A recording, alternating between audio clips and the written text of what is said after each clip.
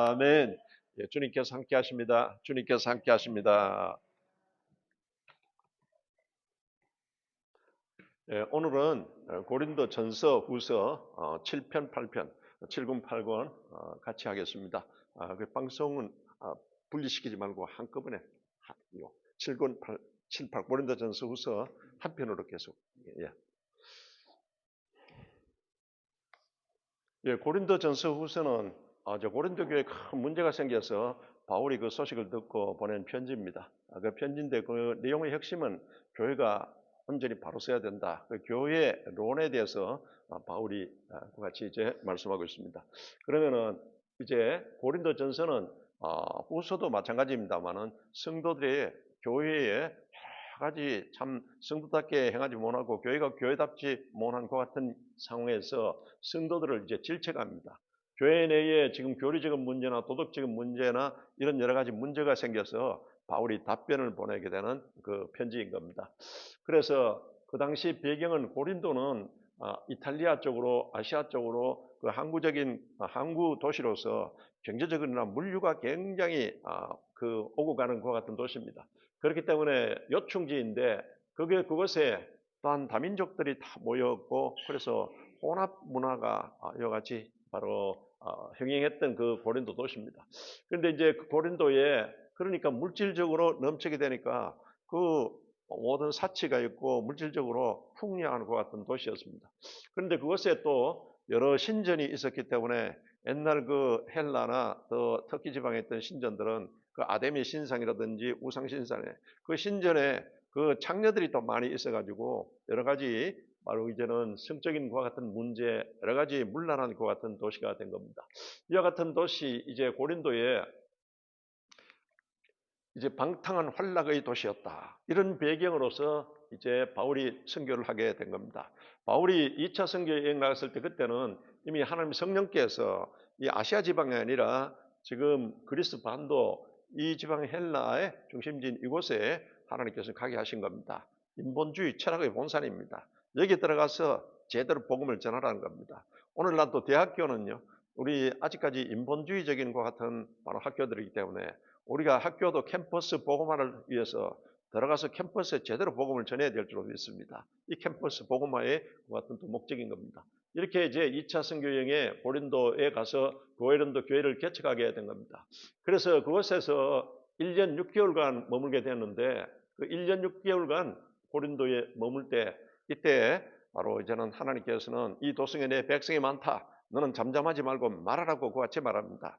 왜 그런가 하면 바울이 이제 선교하면서 빌립보 또 그리고 데살로니가 또 유대인들 강팍한 유대인들이 계속해서 바울을 또 죽이려고 깡패들을 동원하고 이렇게 해서 바울은 이곳에 이제는 실라하고 디모데에게 맡기고는 바울이 아테네 여기 아덴으로 내려오게 됩니다. 아테네에서는 바울이 철학의 대가고 헬라 여러 가지 문화에 또 그리고는 그와 같은 헬라어도 잘하고 대가입니다. 그러니까 이 아테네에 가서 복음을 원색적으로 딱 전해야 되는데 철학적인 것을 섞어가면서 일하다 보니까 논란과 변론은 많았는데 근데 거기에서 많은 결실이 별로 없었습니다. 그래서 바울이 자기 자신에 대해서 실망을 하게 됩니다. 그래서 이제는 고린도에 내려와서 내가 두려워하는 마음을 가졌다고 바울이 또 말하고 있습니다. 근데 두려워하는 마음이라는 것은 자기가 이제는 다른 곳에 가서는 말씀을 전하고 강력한 역사가 나타나고 그리고는 교회 개척과 많은 사람들이 주께로 돌아왔는데 아테네에서는 자기 생각대로 그렇게 되지 않았다는 겁니다. 그래서 두려운 마음으로 있는데 그때 하나님께서 고린도 조금 전에 여기 도성에는 많은 사람들이 모이는 것 같은 경제적으로 물류의 중심입니다. 그때 하나님께서 너는 잠잠하지 말하고 말하라. 이 도성에 내 백성이 많다고 같이 말하는 겁니다. 그래 바울이 이제 기도하면서 말씀에 잡혀서 복음을 전하니까 이 고린도 교회에 많은 사람들이 전도되고 고린도 교회가 서게 되게 된 겁니다. 바울이 이와 같이 1년 6개월간 고린도에 그 아주 중심의 중요한 도시이기 때문에 그곳에서 머물렀습니다. 그래서 그곳에 있을 때 브리스길라와 아굴라를 만나게 되고 같이 텐트 메이커 그들은 이제 천막을 제조하는 같은 업종이었기 때문에 그래서 이제는 자비랑으로 같이 선교하면서 같이 했습니다. 이렇게 해서 이제 그리고는 여기에 이제 고린도에서 다시 이제는 계획이 있어서 이제는 이 수리아 안디옥 교회로 돌아왔다가 3차 선교 여행에 나가게 되는 겁니다. 3차 선교에 나가는 것은 이 에베소 아시아 여기 아데미 신전이 있는 종교 중심지입니다. 이번에는 종교 중심지에 가서 복음을 전파하라는 그 같은 하나님의 그 같은 바로 성령의 감동을 받고 바울이 가서 여기에서 근 한 3년 가까이 두란노 소원을 중심으로 그와 같이 사역을 합니다. 여기에 불같은 역사가 나타납니다. 말씀이 흥황하여 세력을 얻으니라. 이와 같이 그 정도로 불같은 역사가 일어났는데 이때 이제 이 고린도에서 여러 가지 문제가 발생했다는 것 같은 소식을 접하게 됩니다.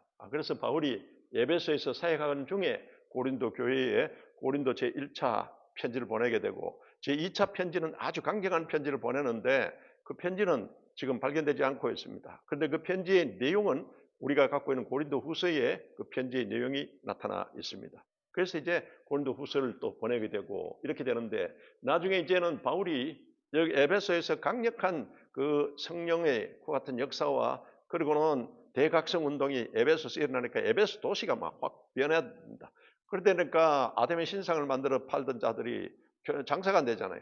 그런 사람들이 부추겨 가지고는 소동을 일으켜서 그래서 바울이 할 수 없이 이제 피신차 이제 다시 이쪽으로 이 마케도니아 지방으로 가게 되는 겁니다. 이런 과정을 통해서 이제는 기록이 되어 있습니다. 그래서 보면은 고린도 문제가 발생했다. 에베소 선교 중에 이와 같은 문제를 접하게 됩니다. 어떤 문제인가? 그래서 이제 고린도 교회를 직접 개척하는 후에 1년 6개월간 그곳에 심을 하고는 그곳에 이제는 맡기고는 그는 돌아왔습니다. 그리고 에베소에서 와서 한 3년 가까이 심을 하고 있는 중에 지금 고린도 교회에 문제가 발생했다. 이렇게 해서 그 소식을 전해 들었습니다. 그리고 골로의 편에도 듣고 여러 경로를 통해서 고린도 교회의 문제를 듣게 됩니다. 그런데 지금 현재 발생한 이 문제는 지금 심각한 겁니다. 바울이 지금 저 마케도니아 지방의 빌립보 교회라든지 데살로니가 교회, 베레아 교회 또 그리고는 뭐 여러 곳에 또 터키 지방에 교회를 개척해 놨는데 이 잘못된 이 소식의 악성이 잘못된 것이 나중에 도미노 현상을 일으켜서 각 교회에 굉장히 파급 효과를 미치게 되는 겁니다. 그래서 바울이 긴급성을 가지게 되고 그렇게 해서 서둘러서 고린도 교회에 편지를 이와 같이 띄우게 된 겁니다. 오늘날도 여러분 교회 문제를 일으키는 사람들 보면은 잘못된 것 같은 유언비어라든지 독성의 것 같은 걸 가지고 자기를 합리화시키려고 온 곳에 가서 막 떠벌리지 않습니까? 지금 이런 현상이 어제나 오늘이나 이런 교회에 지금 있는 우리 세상의 교회가 있는 곳에서는 이런 일이 일어난다는 것을 여러분이 명심하시고 여러분 항상 바로 성경 중심으로 딱 여러분이 예수 중심으로 서시기를 주 이름으로 축원합니다. 사람의 소리에 귀 듣다 보면 여러분이 나중에 혼미케 되고 그 같은데 여러분 영성이 딱 이게 오염되게 되는 겁니다. 바울이 그걸 걱정한 겁니다. 그래서 편지를 띄우게 되었습니다. 그래서 고린도 교회는 아볼로가 그곳에 가서 이제는 또 사역을 하고 있는데 아볼로는 말도 잘하고 그리고는 다 성경 지식도 가지고 있는 목사인데 그러다 보니까 이제 그 목회를 하는데 그 교회에 나중에 분란이 생기니까 자기 힘으로서는 도저히 감당이 안 되니까 그냥 사임해서 지금 에베소에 있는 바울에게로 돌아오게 된 겁니다. 이런 얘기 사임을 하고 에베소에 있는 바울에게 돌아와서 교회 사정을 바울에게 또 다 이야기하게 되는 겁니다. 이렇게 해서 또 고린도 교회 집사님들이 교회가 문제가 생기니까 바울에게 에베소로 지금 찾아오게 된 겁니다. 찾아와서 고린도 문제를 보고했습니다. 그리고 그 사람들이 스테바나, 부도나도 아가 이 세 집사님이 찾아와서 직접 다 이 고린도 교회 문제를 갖다가 기록한 것을 가지고 바울을 찾아와서 이제 상의를 하고 그렇게 됩니다. 이때 바울이 아볼로 목사에게 다시 고린도로 돌아가라고 하니까 당연히 싫다는 겁니다. 이제는 막 그것에서 질렸다는 겁니다. 이런 상황이 되어 있는 겁니다. 그래서 어떻게 그 짧은 동안에 이런 여러 가지 문제가 동시다발적으로 발생했는 건가? 바울도 상당히 의아하게 생각했습니다. 근데 그 교회는 항상 영적 전쟁을 하는 곳이기 때문에 복음을 전하고 여러분 선교하는 것은 계속 영적 전쟁입니다. 그게 그 지역에 있던 바로 악한 악령이나 그리고 전체 이 마귀가 계속 교회를 공격하게 되는 겁니다. 그래서 교회의 특성 중에 하나가 전투적 공동체입니다. 할렐루야. 계속 이제 마귀와의 싸움해야 하는 전투적 공동체라는 것을 명심해서 그래서 바울은 우리가 성령 군사가 되기를 원한다고 같이 말한 겁니다. 에베소서 6장 12절 이하에는 영적 전쟁에 대한 전투에 대해서 말씀하고 있지 않습니까? 그래서 우리는 단단히 말씀과 성령으로서 무장해야 됩니다. 믿음으로 무장해야 됩니다. 할렐루야. 그래서 이제는 바울이 그 여러 가지 경로를 통해서 아볼로를 통해서 집사님을 통해서 근로의 집에서 또 편지가 왔습니다. 교인들이 또 쓴 편지가 있습니다. 이것을 통해서 고린도 교회의 문제를 파악하게 됐다는 겁니다. 그러면 고린도 교회의 이와 같은 위기 의식을 가지고서 편지를 보내게 됐는데 고린도 교회에 대한 문제를 구체적으로 하나하나 같이 바울이 답변한 것이 고린도전서 후서입니다. 그러면은 오늘날 우리 교회도 똑같은 문제가 발생합니다. 그래서 지금 교회 론으로서 고린도전서 후서를 우리가 딱 그거를 우리가 표본 삼아서 진리의 말씀대로 신앙생활해야 될 줄로 믿습니다. 그래서 이제 디모데 편에 보냈습니다. 1차 이 편지를 고린도전서는 디모데는 상당히 유약합니다. 잘 충성스럽게 따랐지만은 그러나 디모데 편에 이제 보내게 되고 갔다가 보고를 받게 됩니다. 그리고 고린도 교회 문제가 뭐냐? 고린도 교회 문제는 파벌 문제가 생겼습니다. 이 아볼로가 말씀을 잘 전하니까 원래 바울이 이 교회를 개척했지 않습니까? 그러다 보나 개척 그 멤버들이 있습니다. 그 사람들이 있는데 다음에 아볼로 목사가 와서 또 전도하게 되고 그 아볼로 목사님이 설교도 잘하고 하니까 그렇게 또 따라가는 파벌이 생기게 됩니다. 그렇게 두 파벌이 싸우니까 아유 더럽다. 우리는 바로 제자 중에 수제자인 우린 베드로파다. 베드로가 방문하지도 않았습니다. 근데 베드로파가 생기게 되고 그리고 세 파벌이 싸우니까 아유 우리는 그거 싫다. 우리는 예수파다. 그리스도파가 생겨가지고 교회 안에 네 파벌이 생겨가지고는 교회가 막 여러 가지 시끄러운 겁니다. 그런데 또 교회 안에 아버지의 첩하고 동거하는 이와 같은 바로 일이 생겼는데 아마 교회에 조금 경제적으로나 영향력이 있던 사람이 있던 것 같아요. 그래서 뭔가 하면은 그걸 교인들이 뭐 그냥 보고도 어떻게 처리하지도 않고 그냥 넘어가고 쉬쉬하는 겁니다. 그래 이제 교회가 여러 가지 폐륜한 문제로서 시끌하는 것 같은 겁니다. 이런 문제가 또 그리고는 성도들이 이 그리스 사람들은 원래 여러 변론을 하고 옛날부터 그런 분위기였기 때문에 여차하면 재판 겁니다. 송사하고. 그래서 이런 송사 문제가 빈발하기 때문에 바울이 여기에 대해서도 또 발언합니다. 대처합니다. 그리고 결혼의 문제, 여자분들의 이와 같은 결혼의 문제라든지 또 결혼을 하느냐 마느냐 뭐 이런 논란이 또 있습니다. 또 그리고 우상의 재물에 그들이 우상에게 재물을 이제 이와 같이 들었던 것을 시장에서 가격이 싸니까 이런 것들을 사오고 그런데 어떻게 교회 성도들이 그럴 수 있느냐 뭐 이래가지고 이런 문제로 논란이 있습니다. 그래서 거기에 관한 문제 또 바울의 사도권에 관한 문제 교회 안에 여러 가지 이제 파벌이 생기니까 바울파 위에 다른 사람들은 자꾸 바울을 공격합니다. 바울이 예수 그리스도의 그 사도도 아니잖아. 언제 예수님 만나서 그와 같이 교육도 안 받았잖아. 그래서 바울이 전하는 것은 그것은 지 생각이고 뭐 이래가지고는 바울의 사도권에 대한 이와 같이 계속 시비를 벌이게 했다는 겁니다. 그러면은 바울이 세웠던 교회에 여러 가지 흔들리게 되는 겁니다. 이런 문제가 생겼다. 그리고는 또 예배 시간에 여자분들의 머리에 수건을 쓰게 고가찬 건데 이게 논란이 된 겁니다. 그 당시는 바로 이제는 우상 신전에 그게 창녀들이 많았기 때문에 창녀들이 막 치장한다고 온갖 막 꽃이라든지 머리에 꽂고 막 치장도 요란했잖아요. 근데 그게 좋게 보이니까 교회 이제 이 여자 성도님들이 그거 좋게 보이니까 그렇게 해가지고 참석하게 되니까 그러니까 그 당시 문화로서는 시비가 걸리게 됩니다. 아니 창녀들이 하는 그런 치장을 그와 같이 한다. 이래가지고는 이제 바울이 여기에 대해서는 그런 것을 이제 머리에 흰 수건을 흰 스가라고 하는 것은 배경이 그런 것에서 나오게 된 겁니다. 그래서 이와 같은 문제가 발생했고 그리고는 주일 예배 후에 우리 식사하지 않습니까? 예찬을 하는데 자기들끼리 있는 사람들은 잘 음식을 준비하고 없는 사람은 그냥 굶다시피 이런 문제가 발생하게 됩니다. 이런 문제 발생에 대해서 또 바울이 가난한 자들을 배려하라고 같이 또 말합니다. 그리고는 이제 은사 문제. 이제 고린도 교회는 유별나게 하나님의 성령의 은사가 많이 임했습니다. 그러니까 이 은사를 그 은사의 목적성이 있고 은사는 다양하게 같이 하나님 주십니다.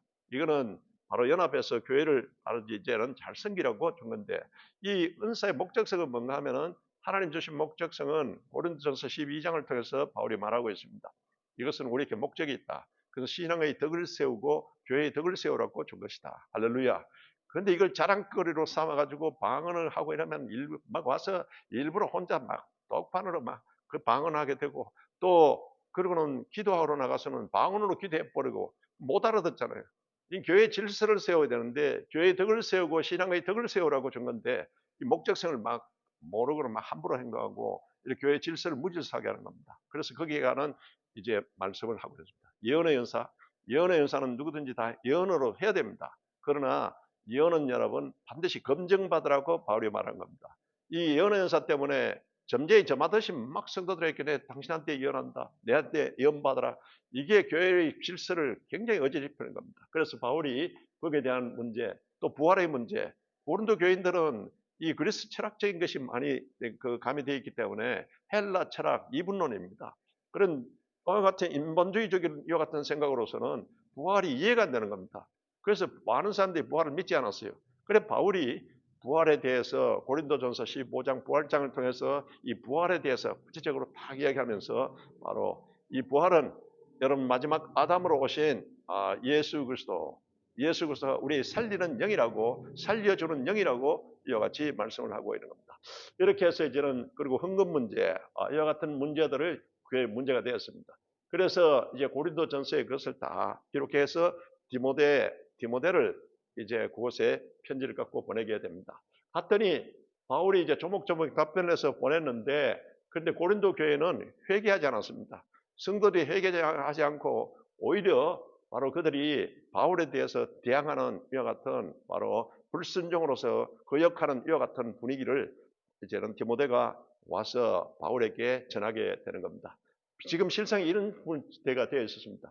그래서 바울이 도저히 안 되겠다 이래서 바울이 고린도 교회를 직접 나중에 방문하게 되는데 방문했을 때 고린도 교인들로부터 이게 환대를 받은 것이 아니고 오히려 그들이 여러분 영접하지 않고서는 반발하는 것 같은 분위기가 되어버린 겁니다. 그래서 바울이 실망해서 에베소로 다시 돌아왔습니다. 돌아와서 바울은 강경한 편지를 씌웁니다.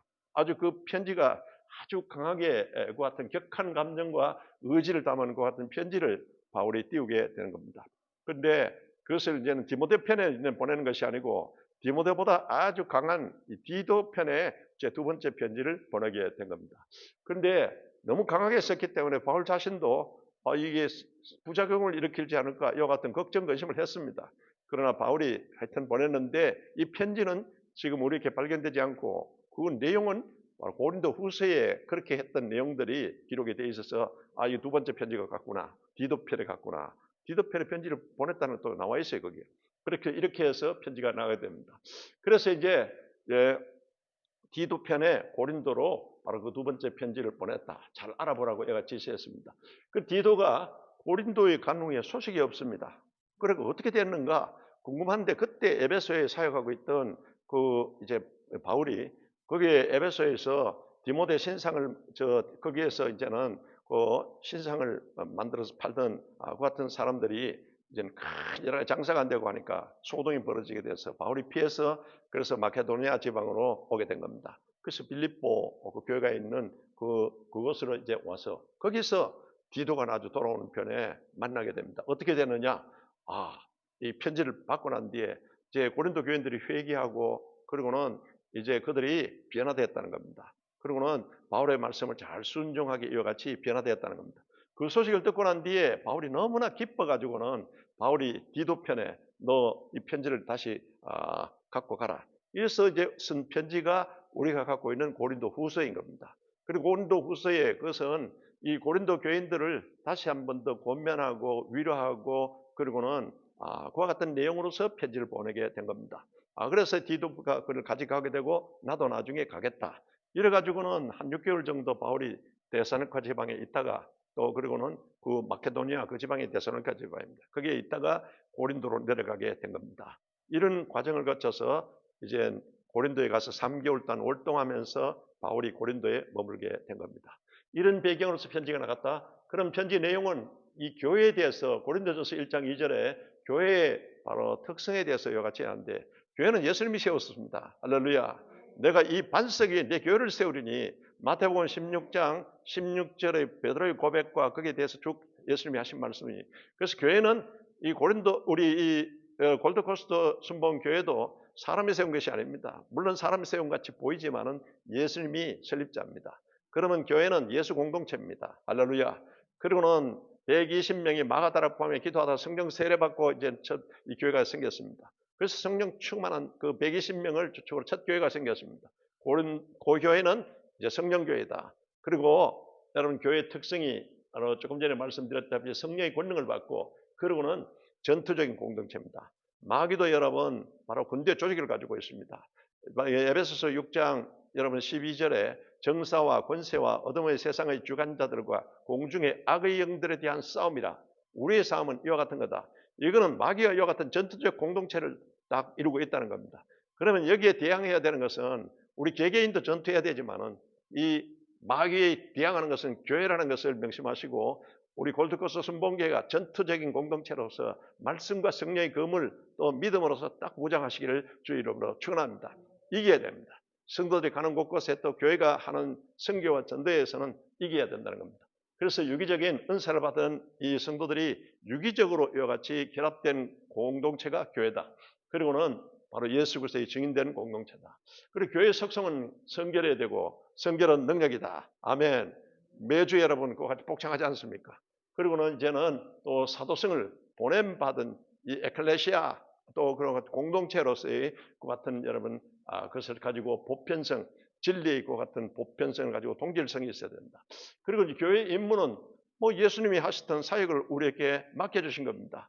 그래서 예수님께서 마태복음 28장 20절에 너희들은 가서 모든 족속으로 제자를 삼아 아버지의 아들과 성령의 이름으로 세례를 주고 그리고 내가 분부한 모든 것 예수님이 우리에게 보여주신 모든 것과 같은 사역 같은 그 내용과 사역을 그대로 여러분 가르쳐 지키게 하라고 말씀한 겁니다.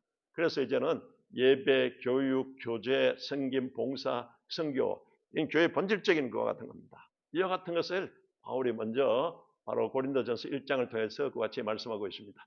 그래서 이제 교회의 분열 현상이 갖고 오게 된 것은 분쟁 상황이 네 가지 당파로 바울이 이제 책망하고 권면합니다. 그런데 이 교회의 이 분파작용, 이 교회는 명심하라는 겁니다.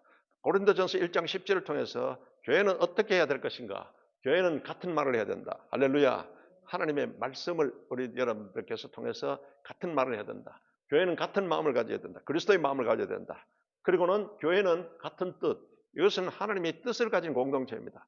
철저히 교회는 이것으로 온전해야 되는데 여기에 벗어나서는 안 된다는 것을 내 당파로 지금 분열된 교회의 그 해답을 딱 제시하고 있습니다. 우리 교회는 반드시 이렇게 돼야 됩니다. 아멘. 여러분이 바로 이렇게 하시기를 바랍니다. 그래서 이제 하나님의 그 오직 예수 안에서 하나님의 은혜만 자랑해야 되지 개인적인 뭐 여러 가지 자랑할 것이 아무것도 없다는 겁니다.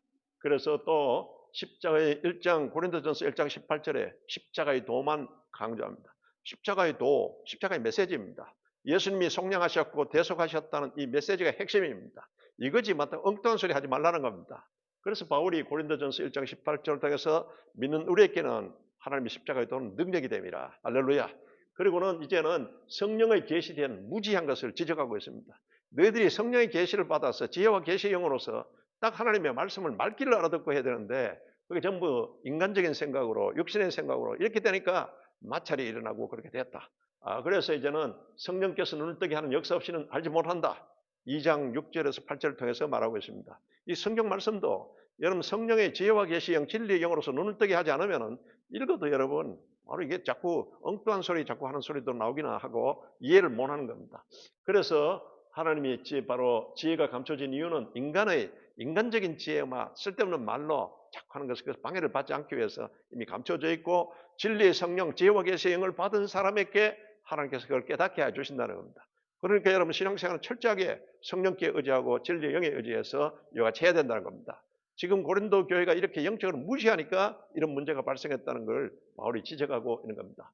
영적 일은 영적인 일 것으로 분별하느니라. 할렐루야. 그래서 성경은 성령으로 말미암아 주어진 하나님의 말씀입니다. 성령의 감동으로서 주어진 거지. 그래서 대학 교수 여러분 철학 교수 그 대학교에서 인본주의적인 철학 교수는 절대 이해가 안 됩니다. 그래서 자꾸 이것을 제안하고 또 그러고는 그 자꾸 복음에 대해서 딴지를 자꾸 거는 겁니다. 그래서 오직 영적인 일은 영적인 것으로 분별하라. 성령 그래서 성령 세례 받아라. 성령 계속해서 충만하라고 같이 말씀하는 겁니다. 이런 과정을 거쳐서 이제 바로 2장 14절 15절에서는 육에 속한 자는 사륵스라고 합니다. 사륵스라는 것은 하나님의 영이 없고 그냥 흙 같은 존재입니다. 그런데 하나님의 영을 받은 사람을 소마라고 하는 겁니다. 영의 사람이 하는 일, 육의 사람이 하는 일 이게 마찰이 일어나고 지금 고린도 교회에서 이런 그 영의 사람들이 많아져 가지고 교회를 영적으로 이끌어야 되는데 육적으로 이끌고 있다는 겁니다. 그래서 이제는 이제 시기와 분쟁에 대해서 그래서 이제 다시 한번 더 지적을 하면서 그래서 우리는 그리스도의 일꾼으로서의 같은 사명이 있다는 것을 고린도전서 4장에서 말씀하고 있습니다. 그것은 하나님의 비밀을 맡은 자입니다. 할렐루야. 성경에 나타난 이 모든 것은 하나님의 비밀입니다. 하나님의 비밀을 맡은 자, 성령으로서 깨달으시고요. 하나님의 비밀을 맡은 자는 여러분 우리가 충성해야 될 줄로 믿습니다. 우리가 하나님 앞에 충성해야 되고 또 그리고는 디모데전서 1장 12절을 통해서 바울이 이야기하고 있지 않습니까? 능하신 예수님이 나를 이같이 택하여 줬사 나를 충성되이 여기줘서 이 직임을 주셨으니 여러분에게 직임을 주신 것은 충성되이 여기사 주님께서 직임을 주셨습니다. 그러면 아멘하고 여러분이 정성을 다해서 변함없이 충성하시기를 주의 이름으로 축원합니다. 이 바울이 그와 같이 말합니다. 그래서 사역자가 맹심해야 될 것에 가면서 하나님의 미랄이 되어야 된다. 그래서 바울은 자신을 본받은 자가 되라고 본받는 자가 되라. 나도 예수님을 본받는 자인데 내 예수님을 본받으려 하는 나를 너희들 본받아라. 이와 같이 바울이 말씀하고 있습니다. 또 그리고 여러분도 이 교만한 것이 아니고 예수 그리스도를 본받고 바울을 또 본받고 또 여러분이 이제 전도한 대상자들 이분들에게 나를 이렇게 믿음을 내가 본받으려 하고 하는 나를 본받으라고 하시면서 여러분 본이 되어 주시기를 주의 이름으로 축원합니다. 바울이 이와 같이 이제는 그 대책을 고린도 분열은 이건 고린도전서 1장 10절에 바로 모두가 같은 말을 하고 또 그리고 같은 마음으로 같은 뜻으로서 하나 되어야 된다. 이게 지금 문제의 해답입니다. 그러면서 고린도전서 1장 18절 교회는 이렇다. 예수 그리스도의 속량과 대속으로서 이루어진 교회라는 것을 명심해라. 이것을 그와 같이 말씀하고 있습니다. 그래서 이와 같이 바울파, 베드로파, 아볼로파, 그리스도파 있는데 같은 말, 같은 마음, 같은 뜻으로 언제나 해라. 십자가의 도를 명심하라. 이와 같이 말합니다. 고린도 교회가 타락한 중에 또 5장에서 6장에서는 바로 근친상간으로 이걸 방치하고 있다는 겁니다. 그래서 이거 교회의 누룩을 제거하라. 이런 자와 사귀지 말라고 그와 같이 바울이 말합니다. 그리고는 세상에 약간 하면은 교회의 일로서 교회 안에서 자꾸 소송을 제기하는데 바로 헬라 소송 문화에 대해서 교회는 이렇게 해서는 안 된다. 교회 안에서 좀 질서가 있기 때문에 목사님, 장로님들이 있기 때문에 그와 같은 안에서 해결하고 난 정한되면은 불법적인 것이 계속되면은 그건 방치할 수 없으니까 할 수 없이 가기는 하지만은 그러나 교회의 근본적인 것은 자꾸 교회 안에서 이걸 해결하도록 노력하라고 하는 겁니다.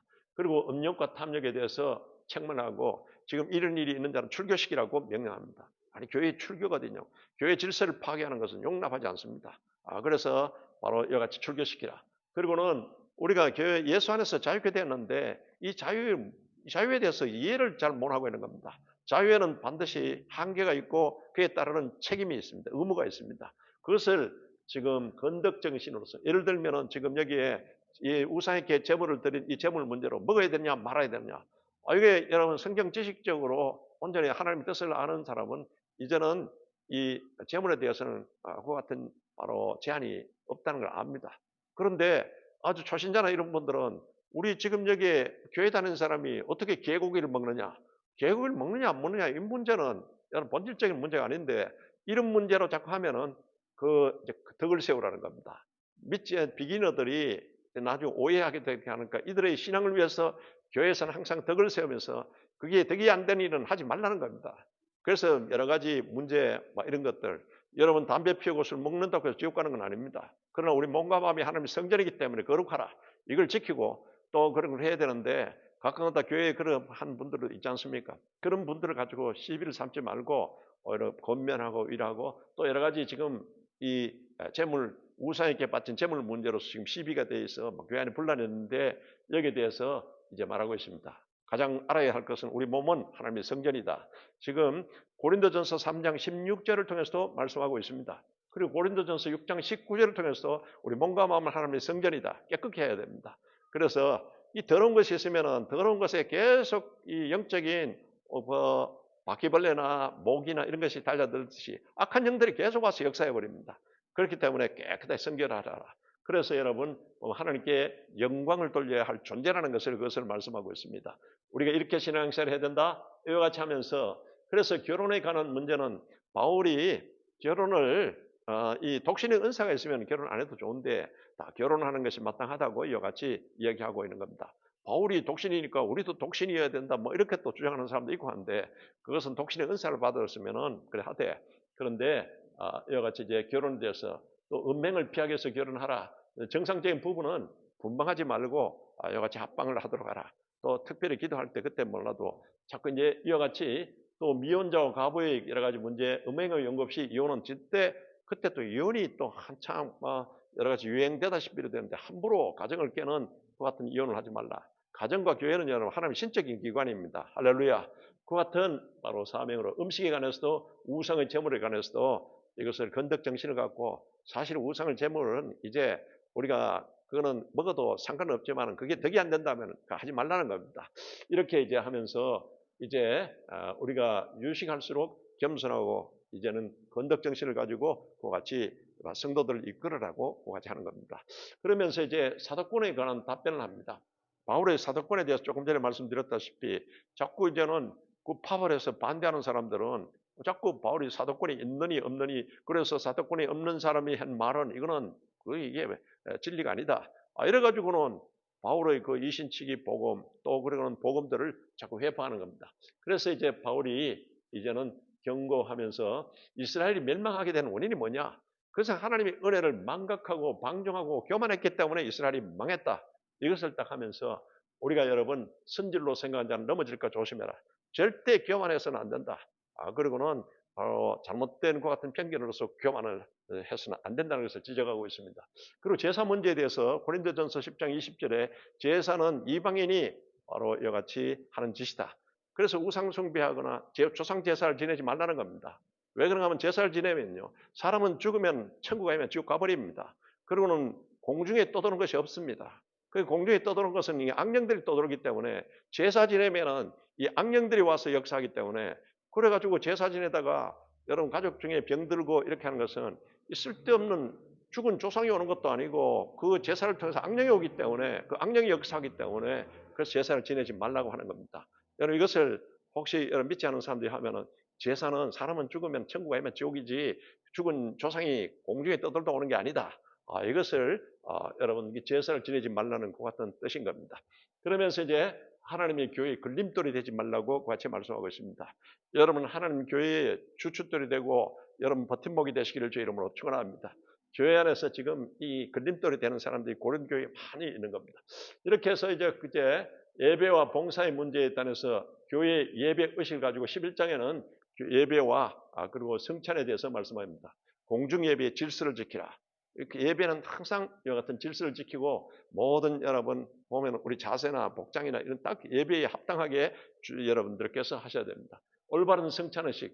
이 성찬도 정한 마음으로서 우리가 성찬의 예배를 참석해야 되는데 성찬은 아무 의식 없이 그냥 마시고 먹는 여기에 그래서 함부로 그래 하다가 바로 하나님이 약하게 만들고 병들게 만들고 잠들게 만들어 버렸다고 바울이 말하고 있는 겁니다. 성찬 잘못하면요. 정한 의식으로서 하지 않으면 이것은 예수 그리스도의 살과 피를 영적으로 나타내는 건데 병들거나 여러분 약하게 되거나 너무 죽게까지 한다는 것을 그 당시 그런 일이 있었어요.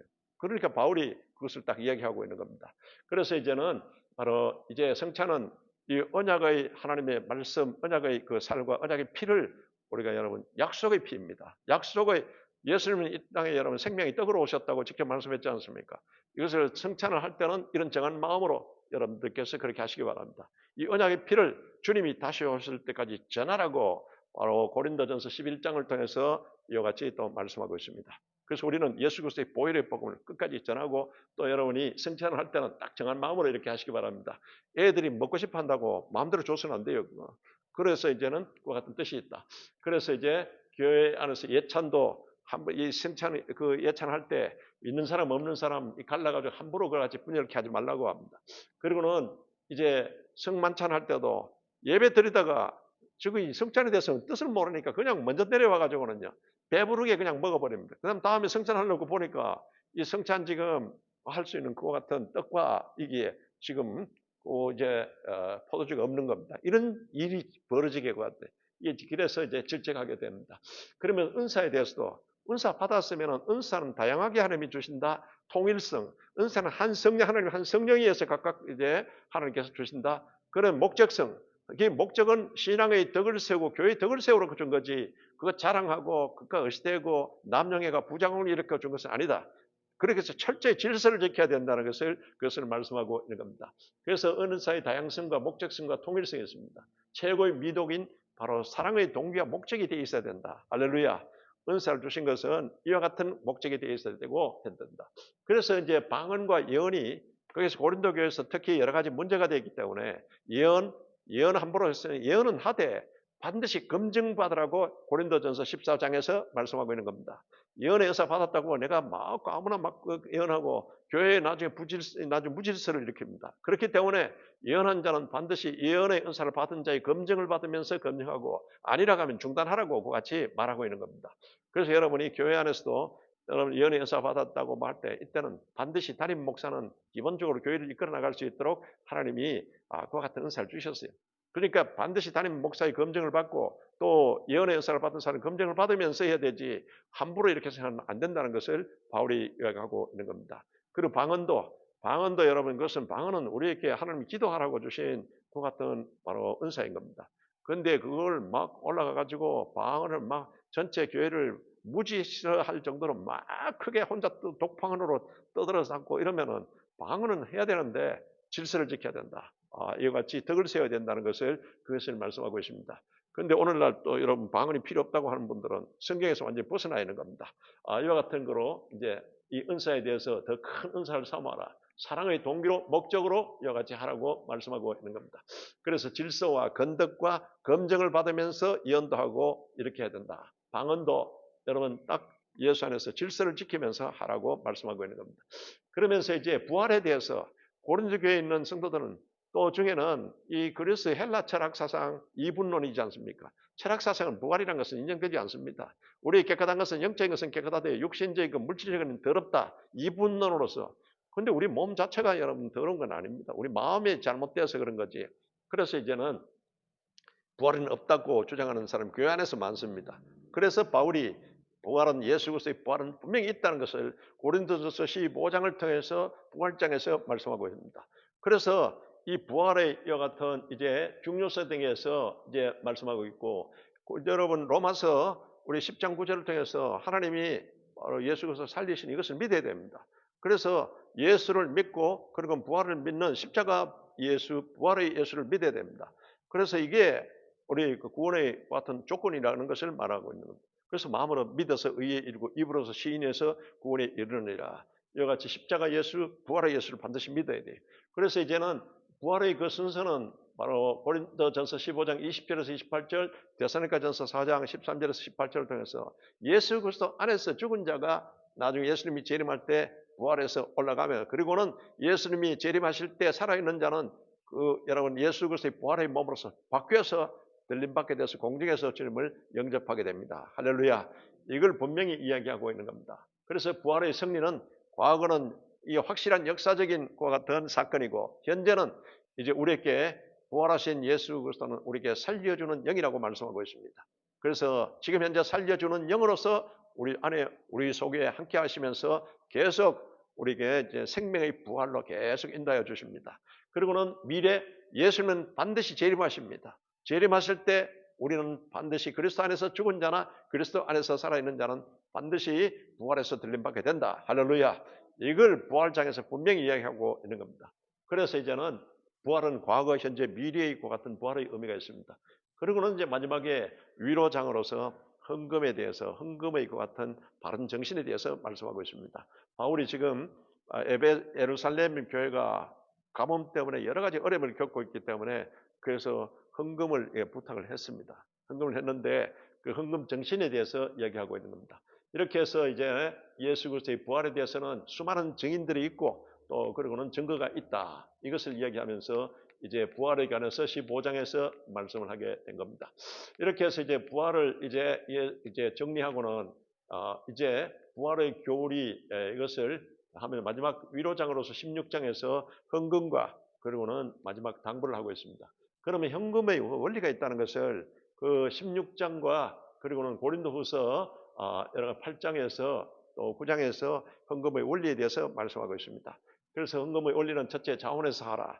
출애굽기 때 여러분 성막을 지을 때 이때 전부 헌물을 가져오는 것도 그렇고 우리가 기쁜 마음으로서 자원성, 교회의 모든 일은 자원해서 해야 됩니다. 할렐루야. 억지로 그렇게 하지 말라는 겁니다. 그래서 복을 주신 대로 힘대로 하라. 이와 같이 말하고 있습니다. 출애굽기를 통해서도 하나님이 계속 말씀을 하시는데 또 고린도 후서를 통해서도 이와 같이 하나님이 은혜 주시고 복 주신 힘대로 하라. 할렐루야. 그리고는 이제 즐거이 하라고 말합니다. 우리가 성금 헌금 시간에 우리 기쁜 마음으로서 하나님 앞에 예물을 드리겠습니다 하면서 이렇게 손뼉을 치지 않습니까? 이건 즐거운 마음으로서 하라는 겁니다. 억지로 내기 싫어서 하는 그와 같은 마음이 아니고 또 그리고는 이제 후하게 하라. 이와 같이 넉넉하게 이와 같이 헌금하라고 이게 하나님의 말씀을 통해서 하고 있고 또 이제 고린도후서 로마서를 통해서도 말씀하고 있습니다. 그러면 각자가 드리라. 이제 각각 은혜 받은 대로 각각 모든 사람이 그 같은 예물을 드리라. 그래서 여러분이 이것은 우리 자녀들에게도 자꾸 하나님 앞에 이런 마음으로서 예물 드리는 것을 가르쳐 지키게 해야 될 줄로 믿습니다. 이렇게 하라고 같이 이제 헌금에 대해서 마지막 당부를 했습니다. 이렇게 해서 고린도전서는 책망의 그 같은 책이다. 성도들을 질책하면서 했습니다. 그럼 고린도후서에서는 이제 조금 전에 그 고린도후서의 그 배경을 말씀드렸지 않습니까? 그래서 바울이 이제 3차 선교행의 에베소에서 사역을 하다가 그 대부흥이 일어나고 대각성 운동이 일어나는데 거기 아담의 신상을 파던 자들이 자기들이 장사가 안 되고 오히려 막 다 갖다 그런 것들을 형상을 불지르고 하니까 나중에 이들이 교회 앞에 막 소동을 일으켜서 그래서 바울이 그곳에서 벗어나서 이제는 데살로니가 교회 그리고는 빌립보 교회가 있는 그게 그쪽으로 이제 가게 된 겁니다. 거기서 디도를 만나게 돼서 디도 편에 편지를 써서 이제 고린도로 보내는데 가는 목적은 위로와 권면입니다. 디도로부터 두 번째 강한 편지를 보냈을 때 그들에게 편지를 받고 난 뒤에 회개하고서 돌이키고 이렇게 했다는 겁니다. 그래서 그 소식을 듣고 기쁜 마음으로서 위로하고 또 권면하는 것 같은 목적으로서 지금 고린도 후서 우리가 갖고 있는 그 편지를 보내게 된 겁니다. 그래서 이제 고린도 후서를 보내면서 고린도 전서를 통해서 디모데가 제일 먼저 편지를 가지고 갔다가 고린도 교회로부터 크게 여러 가지 또한 그들이 오히려 반항하고 불순종하고 막 대적하는 것을 당했지 않습니까? 그래서 바울이 그 소식을 다 들었어요. 그래서 바울에 대한 그들이 비난하는 것이 고린도 교회에 아직까지도 그 잔재가 남아 있는 겁니다. 그 뭔가 하면은 바울은 사도로서 칭하지 않았다. 바울은 사도가 아니다. 이걸 아직까지 부정하는 것 같은 것이 있고 또 그러고는 바울의 외모에 대해서 바울이 생긴 거는 뭐 같이 생겼다 하고 뭐 외모에 대해서 비방하는 그런 또 반대하는 사람들도 그때 있었다는 겁니다. 안질이 나쁘다, 간질이 나쁘다, 작은 키다, 대머리다, 매부리 코다. 그리고는 바울의 언변에 대해서 부정적인 평가를 하고 있습니다. 아볼로가 말씀을 잘 전했거든요. 완전히 아주 바로 그런 능별이었습니다. 근데 바울이 하는 거 보니까 디디디디 그러면서 이래가지고 바로 책망하는 이게 이제 또 그리고 바울은 독신 생활에 대해서 말들이 많았습니다. 그리고는 사례금을 받지 않는다고 해놓고는 바로 또 그것을 고린도 교회로부터 또 후원금을 또 아마 받았던 것 같아요. 그래서 그것 시비를 겁니다. 또 그리고는 바울이 박력이 없고 유약하다. 같은 시비를 걸었어요. 바울이 방문한다 그러고 방문하지 않았다. 사실 나중에 잠깐 방문했습니다 또. 근데 이런 시비로서 바울 안에 저렇게 생긴 사람이 그 안에 무슨 그리스도의 영이 있겠느냐. 완전히 외모로 가지고 이렇게 바로 시비를 걸었다는 것을 또 성경 기록이 되어 있습니다. 바울이 이와 같이 이제 배척을 받으면서 또 바울이 에베소 있을 때 교인들로부터 사례를 받은 것을 바로 이 교인으로부터 이거는 선교 후원금이라든지 뭐 이런 겁니다. 그걸 시비를 걸고 있고 바울은 여러분 또 그는 바로 이제는 간질병을 가지고 있어요. 눈도 나쁘고 간질병을 가지고 있었는데 그래서 바울이 지병도 못 고치면서 뭐 어쩌고 저쩌고 시비를 거는 겁니다. 이런 여러 가지 문제가 있습니다. 그래서 이제 뭔가 바울이 그런 보고를 받았고 디도로부터도 그 같은 보고를 받았는데 이제 그런 것들은 어느 정도 담재워졌는데 아직 잔재는 남아 있다는 겁니다. 그래서 바울이 고린도 후서 10장 12에서 13장을 통해서는 이 사도권에 대해서 바울이 이제는 다시 한번 변론을 하고 있습니다. 왜 그럼 바울의 사도권이 있냐 없느냐 이 시비는 바울이 전한 복음에 대해서 심각한 영향을 미치기 때문에 그와 같이 바울의 사도권에 대해서 아주 격한 감정으로 고린도 후서에 10장에서 13장까지 말씀하고 있는 겁니다. 바울은 이렇게 해서 이제 다시 교회로 이제는 나중에 고린도 교회로 내려가게 된 겁니다. 그래서 그 내용은 바울의 고린도 후서 내용은 1장에서 2장은 바울의 간증입니다. 바로 참된 고난의 의미가 바로 주님께서 이 고난을 통해서 고난의 그 의미를 통해서 주께 더 가까이 하게 하시는 주께 의지하게 하는 그 같은 뜻이 있다. 그러고는 화해를 위한 바울이 해명을 하면서 반제자들에 대해서 내가 너희들을 용서한다. 이런 용서의 마음과 우리는 그리스도의 향기가 있어야 된다는 것을 말씀하고 있습니다. 여러분 안에 예수 그리스도의 향기가 있으시기를 주의 이름으로 축원합니다. 그리고는 바울이 이제 너희는 그리스도의 편지라 우리는 항상 복음 편지라는 것을 명심하셔야 됩니다. 믿는 사람이 이렇게 했다는 것은 불신자들에게 복음 편지가 되어야 됩니다. 삶 자체가 복음 편지요. 말하는 자체가 복음 편지가 되어야 된다. 그리고는 새 언약과 새 언약에 대해서 이제 우리는 예수 그리스도 안에서 새 언약을 받은 자입니다. 할렐루야. 새 언약으로서 여러분은 이제 예수 그리스도를 믿음으로써 이신칭이 하나님의 자녀가 됐고 여러분이 하나님의 후사가 된 겁니다. 그리고는 복음에 대한 바울이 이제 해석을 하면서 성도의 부활 사상에 대해서 다시 한 번 더 고린도 교회 아직까지 바로 헬라 철학으로서 그것에 영향받아 가지고는 부활이 없다고 주장하는 그들에게 또 영지주의자들이 주장하는 그들의 오염된 자들에게 부활에 대해서 말씀하고 있습니다. 그러면서 바울이 우리는 모든 것을 가진 자다. 할렐루야. 예수 안에서 여러분 하나님이 주신 모든 그 같은 것을 가진 자입니다. 그래서 이제는 고린도 교회를 향한 바울이 너희를 사랑한다는 것 같은 바로 말씀과 눈물의 편지를 조금의 2차 편지를 띄울 때 아주 강한 것 같은 쓴 이유는 너희들이 너무나 벗어나 있기 때문에 그와 같은 강경한 편지를 썼다는 것을 표명하고 있습니다. 그래서 바울이 좋은 소식을 듣고 너무 기뻐서 같이 말하면서 또 헌금에 대해서도 조금 전에 말씀드렸다시피 고린도 후서에 다시 한 번 더 헌금에 대해서 얘기를 하고 있습니다. 한번 구제의 원리, 구제의 목적과 이건 여러분 하나님을 사랑하라, 이웃을 사랑하라. 할렐루야.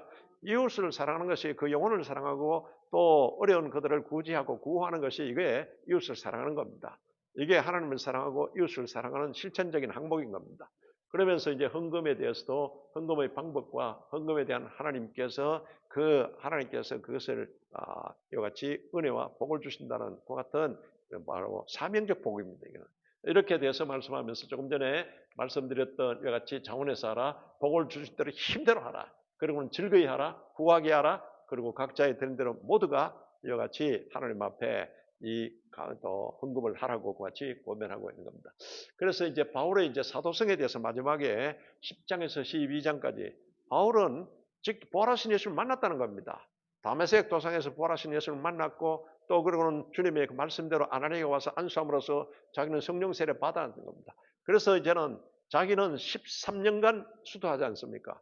그 부활하신 예수를 만나서 성령 세례 받고 3년 동안 곧장 아라비아라고 와서 수도하면서 계속 하나님과의 또 예수님과의 교통의 시간을 가집니다. 그래서 말씀을 다시 한 번 더 점검하고 그러고는 다시 돌아왔다가 예루살렘에서 그를 아직까지 여러 가지 믿지 않은 바울에 대해서 이제는 어떻게 보면은 거리감을 느끼는 사람들이 있기 때문에 바울은 다시 고향으로 가서 다소에서 10년의 세월을 보내면서 하나님의 부름을 받을 때까지 수도하고 말씀을 읽고 이와 같이 준비를 했습니다. 그 10년의 이와 같은 세월을 바로 했는데 이제 그때 고향 다소에서 10년간의 이와 같은 수도 생활을 할 때 이때 이제는 거의 마지막 시점이 다 되었을 때 바로 지금 고린도 후서를 쓰는 14년 전에 바울이 셋째 하늘까지 올라갔다는 것을 말씀하고 있습니다. 이게 언제냐? 바울이 고향인 다소에서 수도할 때입니다. 마지막에 그래서 내가 부득불 너에게 자랑한다. 왜 그러면 사도권이 있느니 없느니 하는데 나는 부활하신 예수님을 직접 만났고 또 낙원에까지 이끌림 받아서 이런 체험을 했다는 것을 그것을 딴 사람이 이해하지 못하기 때문에 얘기 안 하고 있다가 사도권을 변론하면서 마지막에 얘기를 하고 있는 겁니다. 그래서 14년 전에 낙원을 체험했다. 이건 내가 먼 반에 있었는지 먼 밖에 있었는지 모르겠으나 하나님은 아시는데 그래서 이제는 낙원을 체험해서 주께서 보여주신 환상과 계시를 다 받았다는 겁니다. 가히 이루 말할 수 없는 것을 주께로 들었다고 같이 말하는 겁니다. 이런 것이 바탕이 돼가지고 바울이 13권의 이 같은 편지가 나가게 되고 또 그러고는 히브리서도 바울이 썼다고 많은 학자들이 그렇게 또 이야기합니다. 그 14권의 이와 같은 하나님의 비밀의 말씀인 이 계시가 나가게 된 것은 벌써 이때 낙원에서 주님으로부터 가히 이루 말할 수 없는 듣고 이게 다 여러분 그것이 바탕이 된 겁니다. 그래서 이제 바울이 내가 지금 이제 육체에 가시가 있는데 이거는 바로 안질이라 하는 분도 있지만 간질병입니다. 바울이 간질이 있어서 이게 3번이나 간절히 기도했는데도 하나님이 낫게 해주지 않았는데 이 비밀을 깨달았던 겁니다. 내가 바로 이제는 약한 데서 온전하여짐이라. 내가 이 약하기 때문에 하나님 앞에 기도하게 되고 기도할 때 이게 하나님의 능력과 은혜가 머무는 비결이라는 것을 우리에게 말하는 겁니다. 그래 하나님이 문제를 해결해 주는 밤은 그 과실을 없애버릴 수도 있지만은 또 두 번째는 없애버리지 않고 그대로 두면서 그것을 극복할 수 있도록 하나님께서 기도하고 그러면 은혜를 주신다. 바울은 워낙 강한 것 같은 은사도 있고 이렇기 때문에 바울이 항상 내가 하는 것이 아니라 하나님의 은혜라는 것을 알고 하나님 앞에 기도하게 하기 위해서 이렇게 했다는 것을 고백하고 있습니다. 여러분도 우리가 약할 때 더 하나님께 의지할 때 우리에게 하나님의 능력과 은혜를 머무는 비결이라는 것을 아시고 여러분 그와 같이 생활하시길 바랍니다.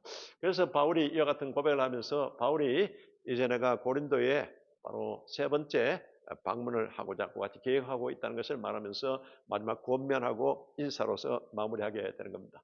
이제 이렇게 해서 고린도 전서 후서가 나가게 됐고 그 내용이 뭐고 이제 우리가 신앙생활을 어떻게 교회 생활을 이렇게 해야 될 것인가를 말하고 있습니다. 이 시간 이거 새기시면서 우리 주여 삼창하시고 간절히 기도합니다. 주여! 주여! 주여! 걸어가신 하나님 아버지 좋으신 하나님이여 감사합니다. 아버지께서 우리를 주님여 충성되게 주사 귀한 사명 주시고 아버지 어떠한 주님여 우리가 맡은 직분에 교회를 잘 섬기며